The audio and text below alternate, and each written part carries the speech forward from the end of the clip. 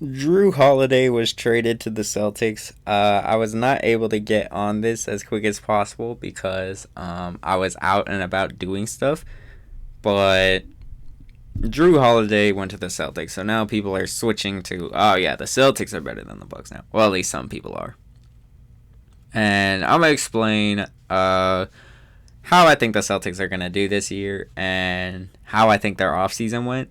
So leave a like and subscribe. I'm gonna do this for pretty much any team I find worth talking about.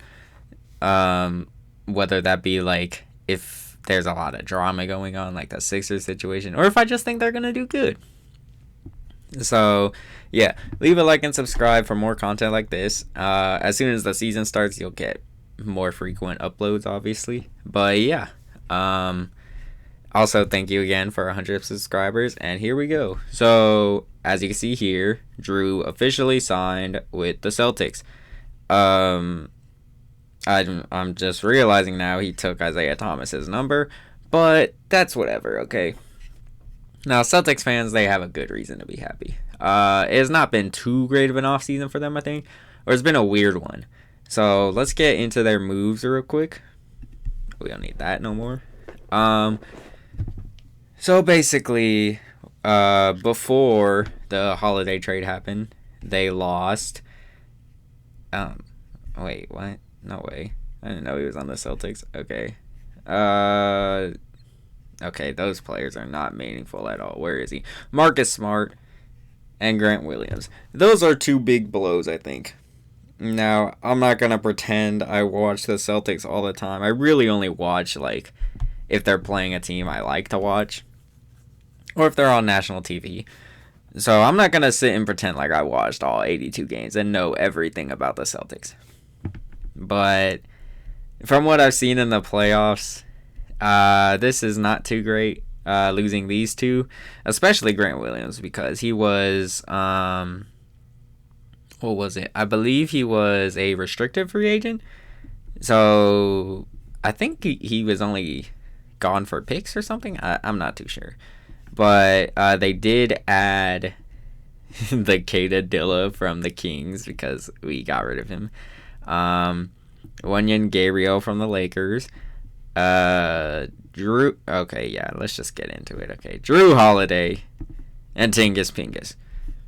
Those are their big signings, and they kept Jaylen Brown.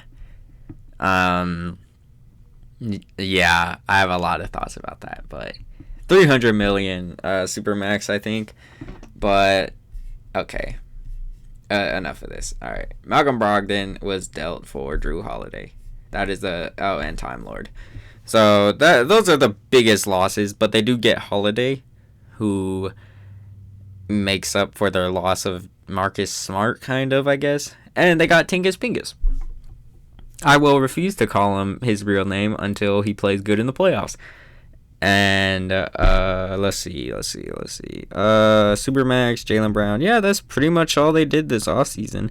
I feel like it just depends on how much you valued Grant Williams and Marcus Smart.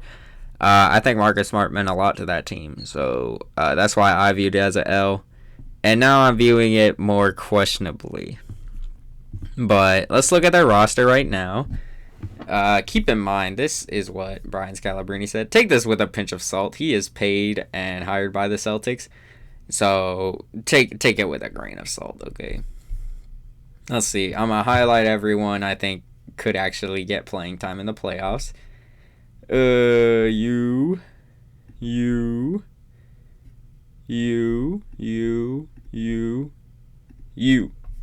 1, 2, 3, 4, 5, 6.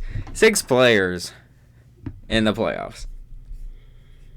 Okay, fine. 7 if you want to count Peyton Pritchard.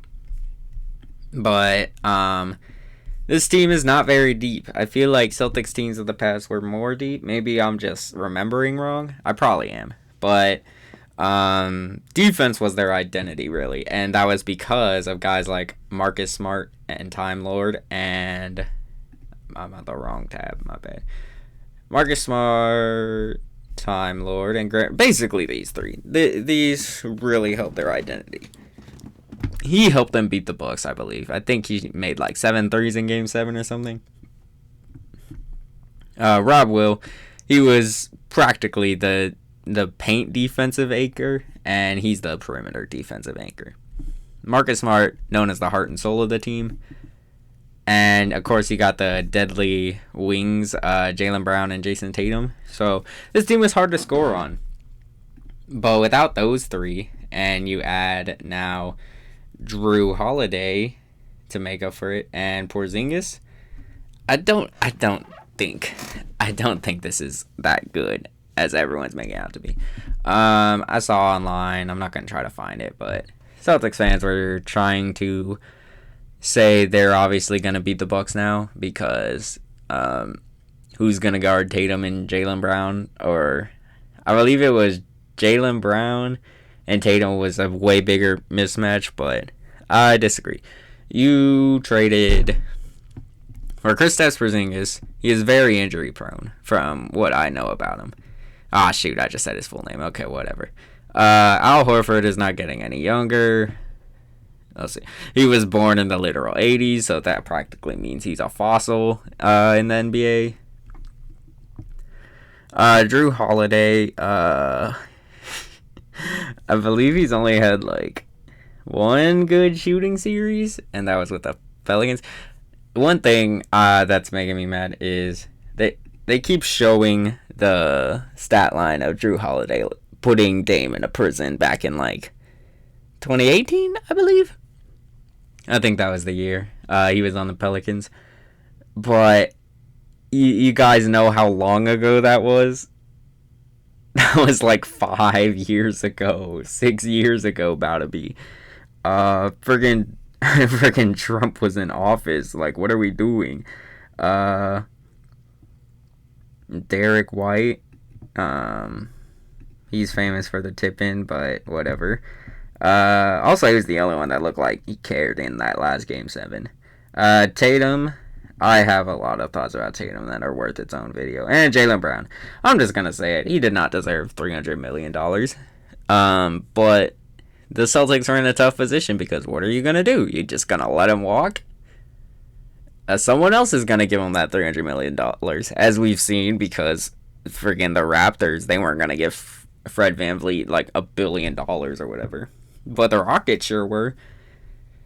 So I have questions for them. And that my main question, really, the whole point of this video comes down to is, did you really move the needle about how good you guys are? I think they're going to be worse in the regular season. And that is purely because I think there are 6-7 people on this team that I think are worth a roster spot. And Kristaps is too injury prone, so you can mark him off for at least like, I don't know, 15 games or so. So you're not gonna have that much depth, which is important in regular season. Playoffs, it's a little overrated. But Malcolm Brogdon, you got rid of him. He's injury prone, and you got him for Drew Holiday. But you also got rid of Robert Williams. I think Robert Williams is kind of injury prone, so maybe that works out.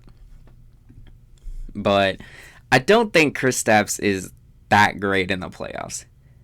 I remember in the Maverick series, he just needed to post up, like literally just post up, please. But he wouldn't do that. He wouldn't do that. So he's not going to have any paint. Your paint presence is down to Al Horford, which is, I believe, what it's usually been. But and this leads to my next question is Tatum really ready to be the leader in the locker room and on the court? A lot of people that watch the Celtics, especially like Tatum growing up in the NBA, I don't think anyone has ever seen him as the straight leader of that team. I feel like me and a lot of other people I know, we saw Marcus Smart as the leader. And now that he's gone, you need Jason Tatum to be the leader. Drew Holiday is not like the leader type. Defensively, he could be a leader. But like locker room wise, I don't think he's that type of player. And Jaylen Brown, in the playoffs, he's going to be hot and cold because of his left hand. Tatum is also hot and cold in the playoffs, which is the main reason why I think he is not as good as some people say. Drew Holiday shoots horrible in the playoffs. He's just awful. Al Horford, old. And Porzingis, not great in the playoffs. So they need to be able to put it together. The coach, Joe Mazzulla, he did good in the last few games. I'll give him that.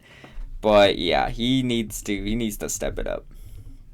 He needs to bring this locker room together like Ime Udoka was able to. Let me see if I have anything left to say.